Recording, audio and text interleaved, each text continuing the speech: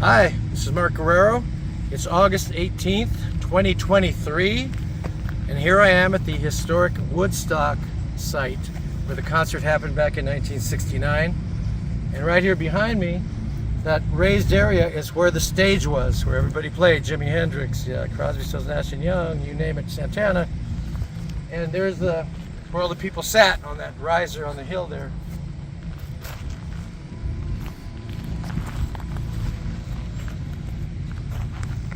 Pretty amazing. It's kind of heavy duty just to be here where it happened, you know. And thank goodness a very rich man bought all this property and turned it into a historic site instead of developers coming in here and God knows making condos. 54 years later. This is the famous Big Pink, where the band and Bob Dylan did the basement tapes. A lot of great songs were written here, and a lot of rock and roll history written here. Here it is. I don't know what else to say, but here it is. Here I am a couple of days later at the site of the 1969 Woodstock concert. A couple of days ago, I was videotaped in front of that fence there. Now we're actually on what was the site of the stage. And you can see from the point of view of the stage, this is what they saw.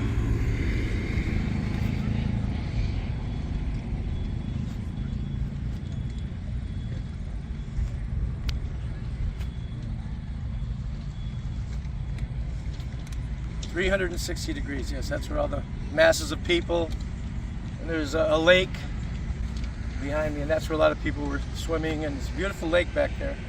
And a nice forest over there, the Bethel Woods Enchanted Forest. That's an incredible sight. Yeah.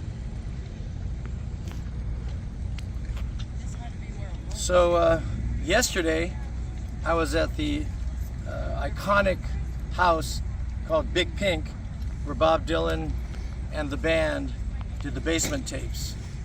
And what I failed to mention yesterday was that the band also wrote many of the songs, if not all the songs, that were on their first album of Capitol Records called Music from Big Pink. And there were a few Dylan songs from that era that they put on the album. They eventually recorded the songs in New York City and part of them at the Capitol Tower in Los Angeles. But their first album was Music from Big Pink. So that house is such an iconic place, and it was pretty exciting to actually be right there at the house, so close to. I didn't expect it to be that accessible. So this is my third day in the Catskill Mountain area, where the town of Woodstock is, where the festival site is, which is actually in Bethel Woods. And you know, it's someplace I always wanted to come to. It's one of the many pilgrimages to do if you're a rock and roll fan. And kind of what made it happen was when about 5 or so years ago, I met this gentleman I'm going to introduce to you next. He just known as DJ Pete. He's a music lover, he's a published photographer, and he's working on a book that'll be out soon about the music of the Southwest. And that's kind of how I met him. So I'm going to let you hear from Pete, his side of the story. Hey, this is DJ Pete. We're at the Bethel Woods Center where they had the original Woodstock Festival. We're standing on where actually the stage was, looking around. This is our third day in the area, and we only got rain when we first got here, and then it stopped as soon as we parked, so it's just been a great experience. We visited the town of Woodstock as well. We went to the Levon Helm studio and visited the Bearsville Theater. That was all available. Today we decided to stop by because we're actually going to see the show tonight. Let me tell you actually how we got here. When I first met Mark, we were talking about a book on Southwest music, and that's when I interviewed him. But we were talking then about Bob Dylan and things from the 60s like the Woodstock Festival. And Mark had told me he had tried to get here a couple of years ago. It didn't work out with a friend of his. And so I said, well, this is interesting because I know the area, so let's plan a trip. So we did for this year.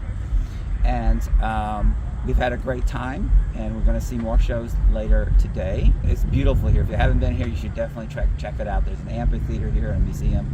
So a couple of weeks ago, just before we were finalizing our schedule to come here to Bethel, Mark sent me a link to his tango band from the early 70s.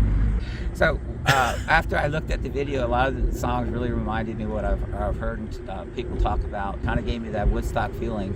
It was marked 71 to 74, so I decided to get a memento for Mark, and I had this little item created. Says Mark Guerrero in honor of tango, and I used the earliest date was established in 1971. And Mark, this is for you. Thank you very much. The 1969 Woodstock Festival took place on Mr. Yasgur's farm. Anyway, this was his barn. Still standing. It's kind of dilapidated. They should do something about it, but there it is. And that probably was his house over here, and over there. But Mr. Yasgur, who was an old farmer who owned all this acreage, decided to allow the festival to be done here, much to the chagrin of his neighbors, who were very upset about having a bunch of hippies in town. And ironically, he died like 3 years later, but he was a hero to the counterculture. Max Yasgar. God bless you.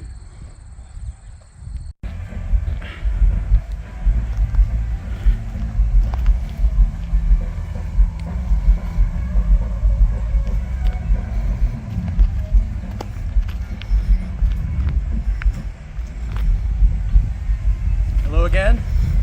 Here I am in front of the Woodstock marker, and I wanted to mention that a couple of days ago when I was here, we did a tour of the museum up here, the Woodstock Museum on the site of the festival. And it was a wonderful thing to see, but there are a couple of things that were kind of personal that I saw. On the wall, there was a big picture of Crosby, Stills, Nash & Young performing in 2006, I believe it was. And my bass player, Rick Rosas, who had played with me for the first 10 years of his career, was playing with him at that time. So I got to see my bass player on the wall here. So it was kind of surreal to see my friend I played with for so long on the wall here. He passed away in 2014, so he wasn't able to know about it. But it was very cool to see. And I have a couple other little connections here. The group Sweetwater performed in the original 1969 concert, and their keyboard player, Alex Del Zappo, did several reunions with my band Mark and the Escorts. We started doing some reunion shows starting in 2009. On several of them, he played keyboards with us.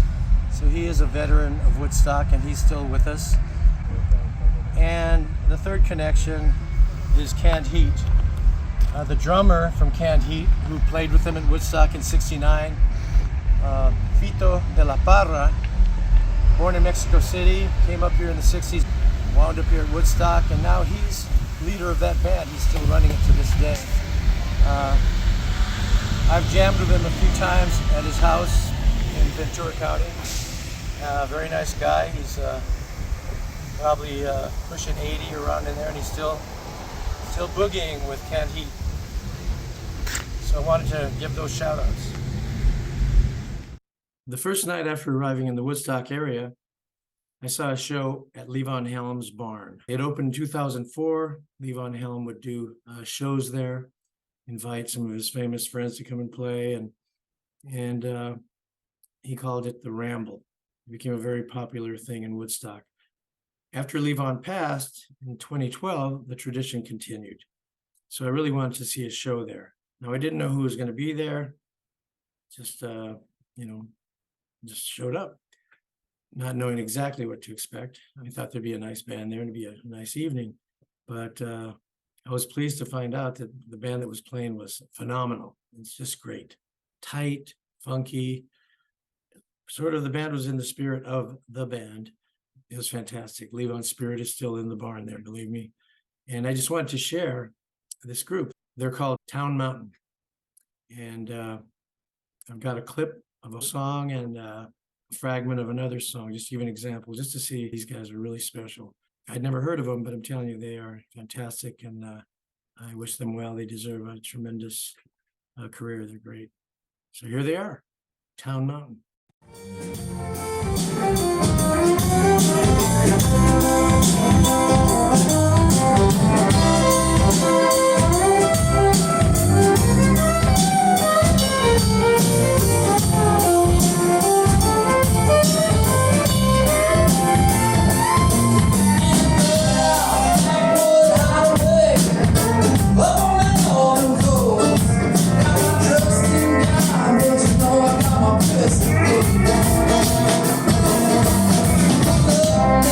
Your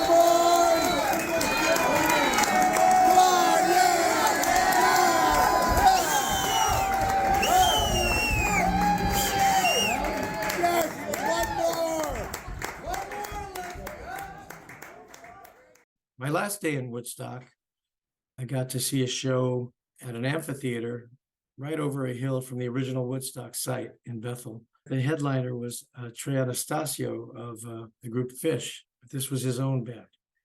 And I was quite surprised because I'd never heard him or Fish really. And I just assumed it was another Grateful Dead sort of jam band. And that's what kind of Fish is known for. However, this band that he had was, I would call it jazz. I mean, all the band members were like world-class players, you know, can play jazz, can play Latin, you name it. And their grooves were jazz grooves. They had Latin percussion. A lot of the grooves are Latin grooves. Very sophisticated, and he was a much better guitar player than I thought he might be. So I got a clip to share with you, a part of a song that they did, and the very finale of their last song. So check this out.